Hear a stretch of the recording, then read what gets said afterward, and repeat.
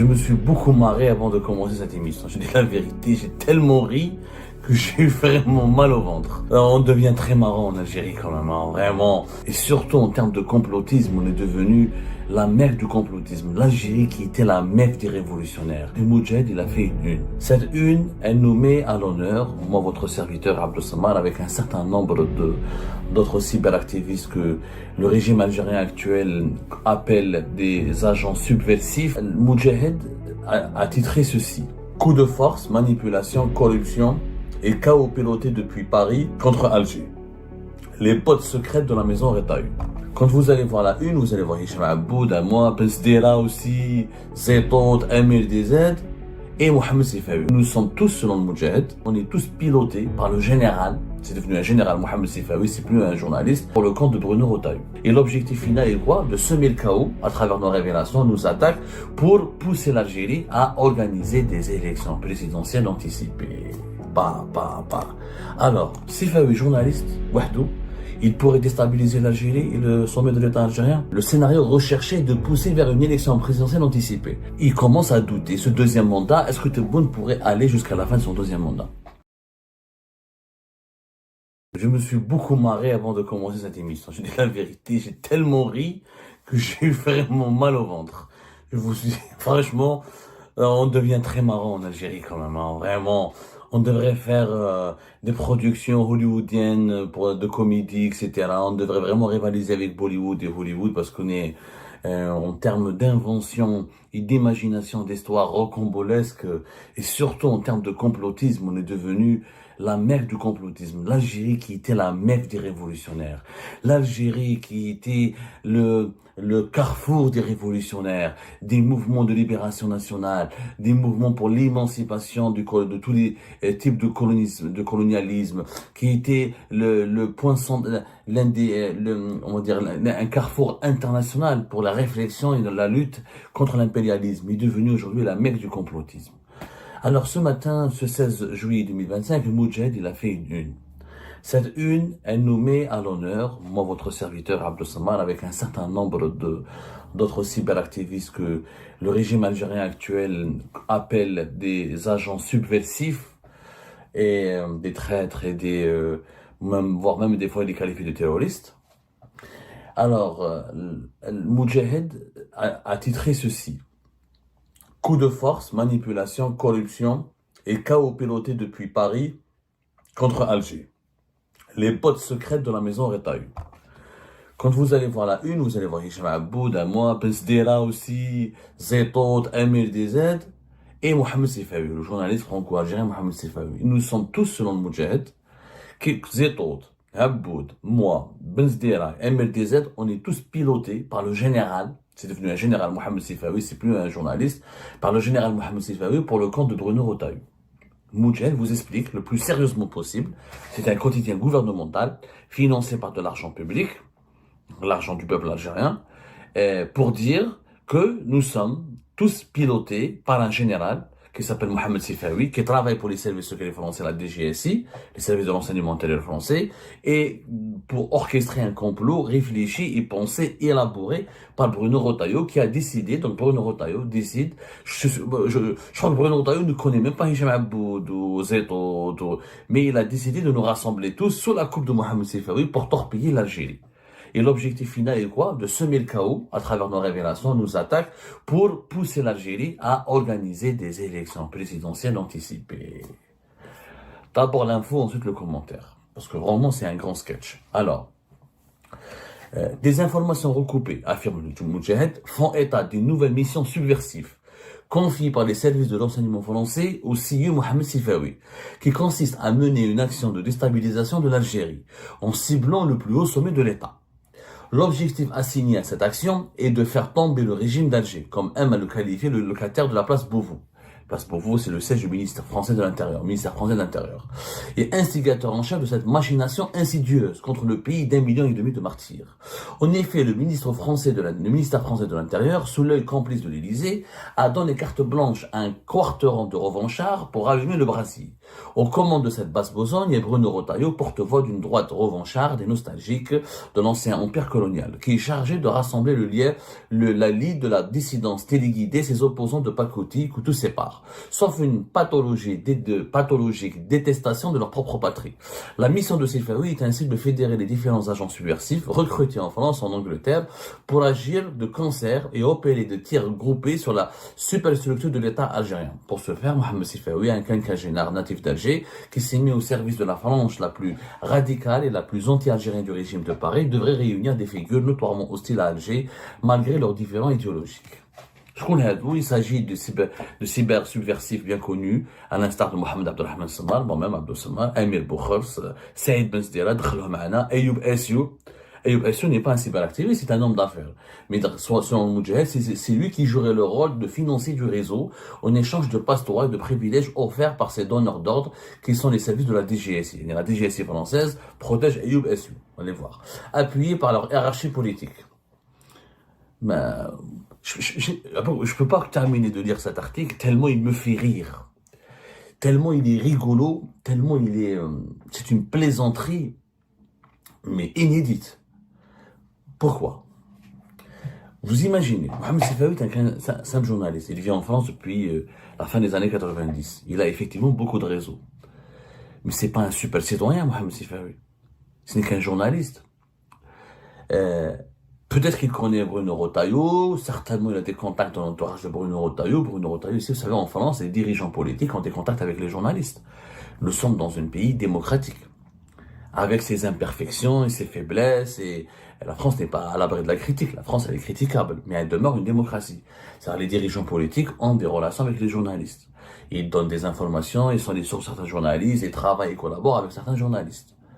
Mais Mohamed Sifawi, lui-même, il n'a aucun rôle politique. Lui-même, il a été inquiété. Si c'était un super citoyen, Mohamed Sifawi, si c'était un super citoyen, pourquoi son appart, ses domiciles ont été perquisitionnés dans la fameuse affaire Marianne?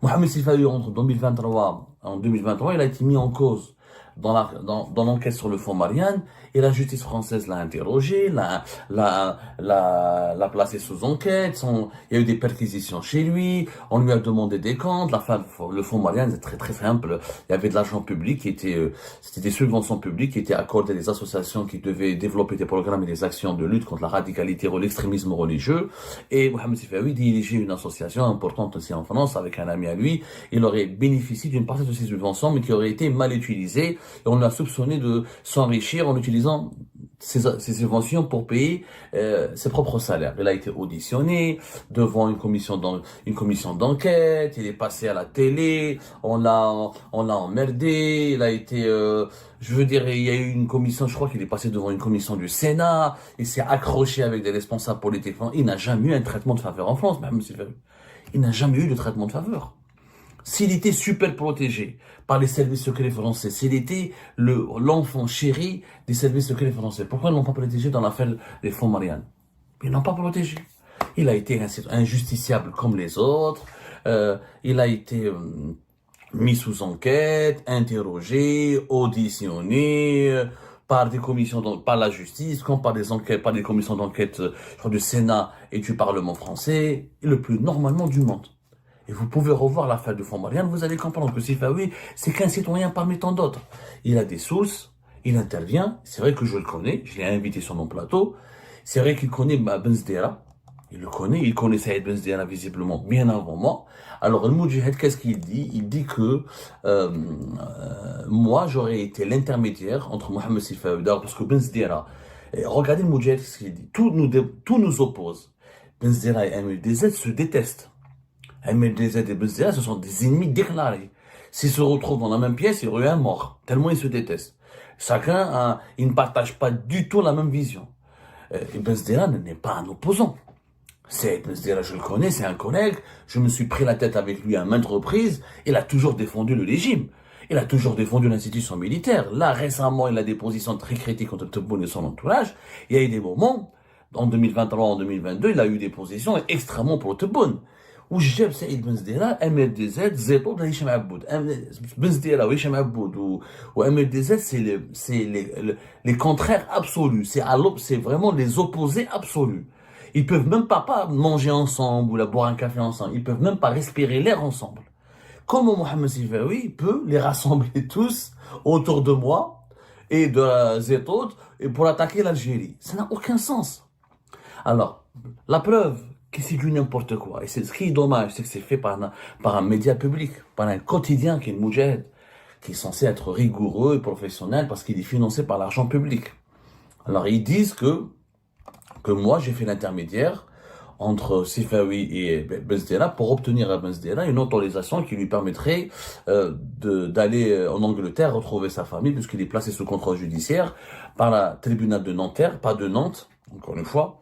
Moudjahid, il dit que c'était le tribunal de Nantes, pas à Nantes. Il n'a jamais été placé sous contrôle judiciaire Benzdela à Nantes, mais c'est à Nanterre, tribunal de Nanterre, dans une affaire qui l'oppose à un opérateur économique algérien privé qui vit ici en France. Et pour une affaire de squat de logement et de menaces, d'extorsion, un problème personnel entre lui et cet individu algérien qui vit en France. Sous contrôle judiciaire depuis, pas à Nanterre, pas à Nantes, encore une fois, c'est à Nanterre depuis le 29 avril 2024. Et ils disent que l'intermédiaire Sifawi lui a proposé en contrepartie de son ralliement à son clan anti-Algérie, donc Benzdela qui était pro-régime algérien, aurait, grâce à Mohamed Sifawi, alors là Mohamed Sifawi, il aurait fait ce que tous les services secrets du monde n'ont jamais réussi à faire, convaincre Benzdela de devenir anti-algérien. Donc, en m'utilisant moi comme intermédiaire, parce que c'est moi qui aurais ramené une dérogation judiciaire qui aurait permis à Benzdela d'aller à Londres. Ça s'est passé après le Ramadan de l'année dernière, le Ramadan cette année, après avril 2025. Voilà, juste après l'Aïd. Vous savez que Benzdela, il est sous contrôle judiciaire. Alors, comment il peut être utilisé par Bruno Retailleau et les services secrets français, alors que lui-même faisait l'objet d'une enquête menée par une partie des services secrets français? Benzdela, il signe toujours dans un commissariat, ici à Paris, dans la banlieue de Paris. Chaque lundi, il signe, il est sous contrôle judiciaire. Il n'a pas du tout été épargné par la justice française, ni par les services de sécurité. Ils ont enquêté sur lui. Les services secrets français eux-mêmes ont enquêté sur lui. Il y a eu 2 enquêtes. Une enquête de la police judiciaire normale. Il y a eu une enquête des services secrets français parce que Benzdela, en 2024, était accusé des cercles. Il y a eu des dénonciations, des courriers, qui ont parvenu aux autorités françaises pour l'accuser, Saïd Benzdela, d'être l'agent des services secrets algériens en France. Et Saïd Benzdela, en 2024, était considéré comme l'agent des services secrets algériens en France. Et en 2025, il devient l'agent des services secrets français pour déstabiliser l'Algérie. Ça n'a aucun sens. Benzdela, il a été soumis à une enquête. Dès au départ, une OQTF. On en a parlé à Hnafi Algérie Parle. On a même fait une émission sur l'OQTF de Benzdela qui a été ensuite annulée par la justice française. Il a suivi un processus judiciaire tout à fait normal. Il n'a eu ni privilège, ni passe-droit. Rien du tout. Mais rien de spécial, mais vraiment rien de spécial. Ensuite, jusqu'à aujourd'hui, il est toujours sous contrôle judiciaire. Quand il a obtenu cette dérogation judiciaire, l'émission vous pouvez la voir, elle a été faite récemment, en mars 2025, je crois. Il y a 4 mois, c'était le 10 mars 2025, voilà, OQTF et expulsion des Algériens hors de France, les leçons de la méconnue affaire Benzdela. On a raconté l'histoire de Benzdela, comment il a bénéficié, comment il a fait l'objet d'une OQTF. Donc il a été vraiment pas du tout bien accueilli par les autorités françaises. Mais là, son affaire judiciaire, elle suit toujours son cours. S'il a obtenu une dérogation après le Ramadan, c'est parce que, en France, il y a une loi qui permet à une personne placée sous le contrôle judiciaire de demander des dérogations. Et quand les juges voient que cette personne, elle s'est bien comportée, n'a pas violé les termes et les règles de son dispositif de contrôle judiciaire, ils peuvent, à titre humanitaire, à titre gracieux, offrir une dérogation pour permettre à cet individu suspect d'aller à l'étranger, retrouver sa famille. En l'occurrence, Benzdela est parti en Angleterre, où une partie de sa famille vit encore.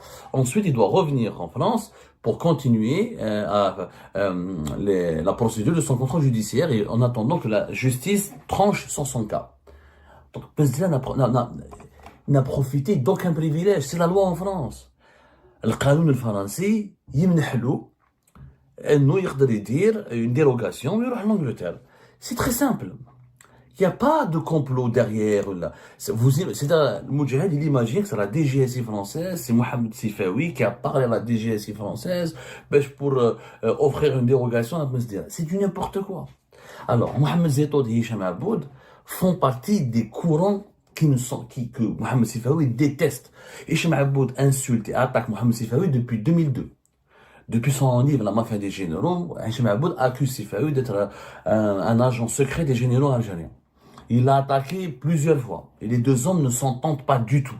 Donc comment Mohamed Sifawi pourrait réunir dans le même clan, moi, Hicham Aboud et Ben Zdera. Zetoud est un islamiste. Un islamiste déclaré. Alors que Mohamed Sifawi, il est allergique. Mais il est hostile. Il est allergique aux islamistes. Mohamed Sifawi, il peut même pas respirer l'air que les islamistes respirent. Comment il aurait pu contacter Mohamed Zetoud et lui dire, allez, rejoins notre clan, etc. Mohamed Zetoud, actuellement, ce qu'il est en train de dire dans ses lives, par exemple, sur l'affaire MDZ, etc., il est totalement, il adopte une ligne de conduite totalement contraire à celle qui prévaut un petit peu dans les médias français concernant d'abord, par exemple, l'affaire MDZ. Mohamed Zetoud, il doute de l'affaire MDZ. Il pense que MDZ n'a pas été kidnappé. Il pense que c'est une mise en scène. Il pense que c'est une pièce de théâtre. Et Mohamed Zetoud, il a un regard très critique sur les autorités françaises, sur la France. Il diabolise énormément la France. Donc comment il aurait pu se joindre à nous pour faire partie d'un complot français contre l'Algérie? Ça n'a aucun sens. Ça n'a absolument aucun sens. En réalité, tous ces mensonges complotistes, dépourvus de sens, ont été utilisés pour masquer une panique, une angoisse qui anime profondément les dirigeants algériens. Et cette angoisse, elle est exprimée parce que vous savez, il y a ce qu'on appelle les non-dits et les lapsus révélateurs. Et je pense dans la tête de Moudjahid, ils ont parlé de cette angoisse collective qui fait paniquer les dirigeants algériens depuis plusieurs semaines. C'est concernant le scénario d'élection présidentielle anticipée. Regardez ce que dit le Moudjahid. Vous allez comprendre pourquoi je parle de lapsus. Leur objectif est de fracturer le lien entre l'État et la population. Semer le doute et provoquer une rupture de confiance qui ouvrirait la voie à une crise politique majeure. Le scénario recherché est de pousser vers une élection présidentielle anticipée pour déstabiliser les équilibres institutionnels et provoquer un basculement brutal au sommet de l'État. Pour ce faire, la stratégie déployée combine désinformation, exploitation cynique de l'actualité nationale. Alors, Sifawi, journaliste, Wahdou, il pourrait déstabiliser l'Algérie et le sommet de l'État algérien en recrutant des cyberactivistes. Sifawi et un groupe de cyberactivistes peuvent nuire à l'Algérie. Je ne comprends pas. D'un côté, les dirigeants algériens nous disent que l'Algérie est une puissance régionale, elle est très solide, elle est très forte, qu'elle n'est pas fragile, qu'elle défie les grandes puissances mondiales, etc. Mais un groupe formé par un journaliste qui s'appelle Mohamed Sifawi, âgé de presque 60 ans, avec Hicham Aboud, Abdou Sammar, Ben Zdira, Emile Dezet et Zetoud, ils peuvent provoquer des élections présidentielles anticipées en Algérie. Est-ce que vous vous rendez compte de la gravité du délire qui s'est emparé des dirigeants algériens? En réalité, ce délire, il a une signification, il a une origine. Et le mot, il est dit, des élections présidentielles anticipées. En réalité, ils ont parlé d'exploitation cynique de l'actualité en Algérie. En ce moment, il y a des événements très graves en Algérie, malaise économique et social important, baisse drastique des réserves, chute drastique des réserves de change, gestion chaotique des affaires économiques du pays, désenchantement dans le monde des entreprises et dans le monde des travailleurs, l'affaire Saïd Narza qui a choqué les Algériennes et les Algériens et qui a provoqué des divisions au sein du régime, les mojages et les purges qui ont touché général-major Yahya Ali Ouelhaj dans la gendarmerie, ensuite Nasser Al-Jund dans la DGSI et d'autres qui vont suivre. En réalité, le régime algérien actuel, il sait qu'il est contesté, qu'il est ciblé, qu'il est ciblé par quoi? Par une colère interne, par des critiques internes, par une exaspération interne au sein même de ses propres appareils sécuritaires, bureaucratiques, militaires et économiques. Il a peur de sombrer, il a peur d'être renversé, il a peur d'être contesté. Et le scénario recherché est de pousser vers une élection présidentielle anticipée. Le mot Le Moudjahid l'avoue. Pourquoi ils ont peur? Pourquoi le régime algérien aurait eu peur d'une élection présidentielle anticipée? Il y a que c'est le régime lui-même qui a organisé une élection présidentielle anticipée en septembre 2024. En septembre 2024, il y avait des élections présidentielles anticipées, décidées par Tebboune au début de l'année 2024, avec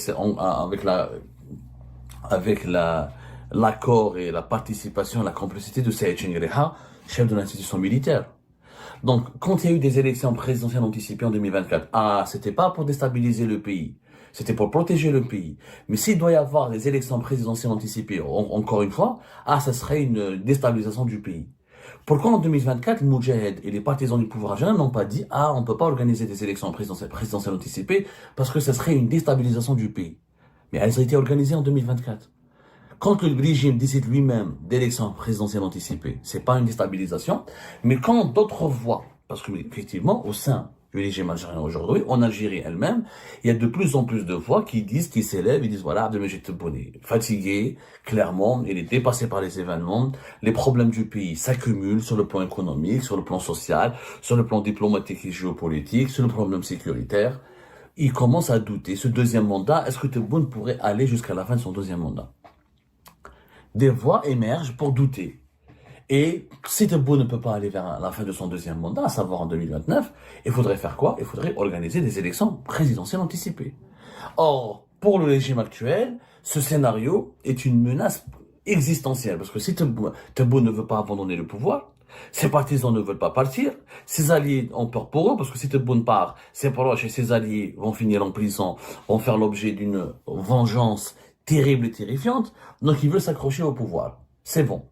Pour s'accrocher au pouvoir, ils ne veulent pas entendre parler d'une fin anticipée ou d'un raccourci, ou de raccourcir le mandat de Tebboune. Mais le premier mandat, il a été raccourci. Alors pourquoi on ne pourrait pas raccourcir le deuxième mandat? Il y a eu des élections présidentielles anticipées en septembre 2024.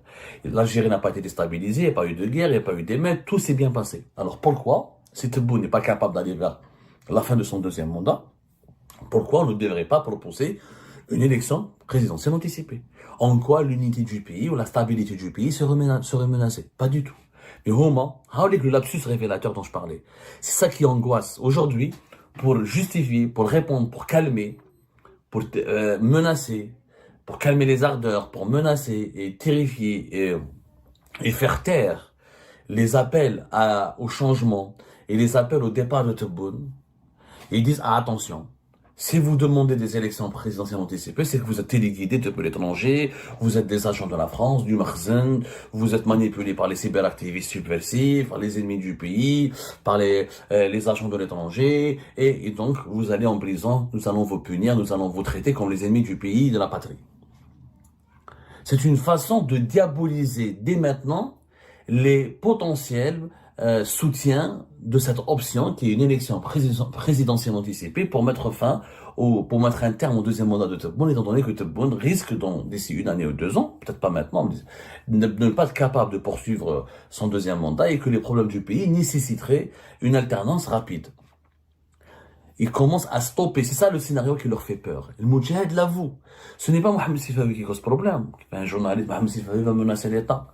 L'Algérie, 47 millions d'habitants, pourrait s'effondrer à cause de Mohamed Sifawi, de Hichem Aboud, de Ben Zdira, Abdel Samar, MLDZ. Ça n'a pas de sens. Ça, les Algériens sont habitués à ces conneries. Ça fait 5 ans qu'on sort des théories complotistes les plus fantasques, les plus étranges, les plus absurdes. Ça, on y est habitué. Mais, c'est la première fois qu'un compte rendu d'un organisme gouvernemental, médiatique, officiel de régime algérien parle de la menace d'une élection présidentielle anticipée et d'un scénario cauchemardesque. C'est ça le cauchemar des dirigeants algériens actuels. Ils ne veulent pas ils ont peur que le deuxième mandat ne puisse pas se terminer. Voilà. Ils commencent à sentir, ils commencent à penser, ils commencent à comprendre que le deuxième mandat ne pourrait pas bien se terminer, il ne pourrait pas avoir lieu. D'abord, Tebboune, il est âgé. Deuxièmement, son bilan, il est de plus en plus controversé. Les problèmes sont de plus en plus nombreux. Et les solutions sont de plus en plus rares. Il y a un débat tôt ou tard, si c'est pas cette année, début de l'année 2026, il va émerger ce débat sur la pertinence de maintenir Et ce deuxième mandat que Tebboune a obtenu dans des conditions très particulières, parce qu'il y avait des élections présidentielles anticipées en 2024, avec une participation quasi totalement nulle de tous les acteurs politiques qui auraient pu le challenger. هم خايفين منها. هذا هو leur cauchemar.